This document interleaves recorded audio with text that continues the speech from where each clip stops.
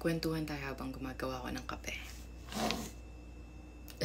Uy, si Victoria gawin nating class president. Matalino yan, magaling mag-English. Yan yung naging basehan ng mga classmate ko nung college, kaya naging presidente ako ng klase. Kaya ayun, after 1 year, nagbotohan ulit kami para sa bagong class president. Kasi hindi ko naman nagampanan ng maayos yung posisyon. Sa totoo lang, di ko rin alam kung bakit parati nilang sinasabi na magaling ako sa English. Kasi alam ko naman sa sarili ko na parating mali yung grammar ko. At saka very limited lang rin yung English vocabulary ko. I mean, don't get me wrong. I can make a conversation in English when I have to.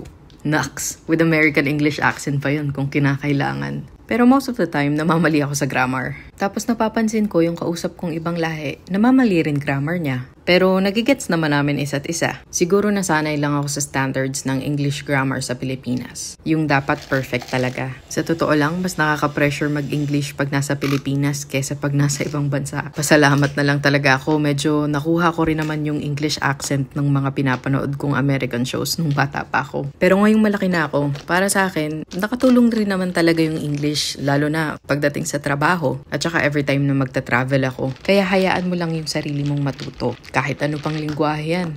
Pero sana wag lang nating ibase ang intelektual ng isang tao sa kung gaano kaganda o kakapal ang English accent nila. Lalo na sa pagboto ng presidente. Naku po, medyo mayayari tayo dyan.